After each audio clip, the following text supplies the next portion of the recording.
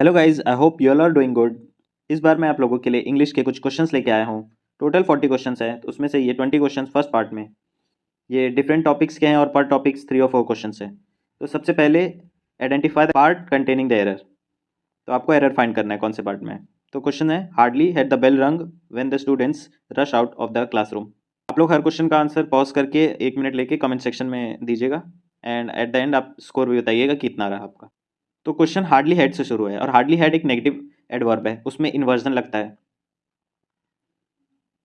तो इन्वर्जन लगेगा, लेकिन एक और चीज़ है इसमें कि हार्डली के साथ हमेशा वेन लगता है। हार्डली से सेंटेंस शुरू होता है, तो जो सेकंड क्लॉज है वो सिंपल पास्ट में रहता है। और सिंपल पास्ट आपको आइडेंटिफाई करना है तो कैसे करेंगे, ईडी लगता है अक्सर उसमें।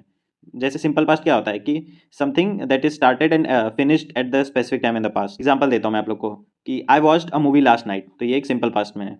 तो हार्डली के साथ वेन भी रहता है और सेकंड क्लॉज हमेशा सिंपल पास्ट में रहता है। तो इसमें एरर बताइए क्या होगा।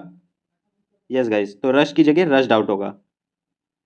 ये RUSHED, राइटिंग को इग्नोर कीजिएगा आप लोग। Rushed out. Now it's time for question number 2। ये भी सेम है, identify the error. No sooner did she finish the work then she left the office. Hardly की तरह नो सूनर भी नेगेटिव एडवर्ब है। सूनर के साथ देन आता है, जैसे हार्डली के साथ वेन आता है वैसे ही नो सूनर के साथ देन आता है। No sooner did she finish the work then she left the office. और इसमें एक और चीज़ है, no sooner did she finish.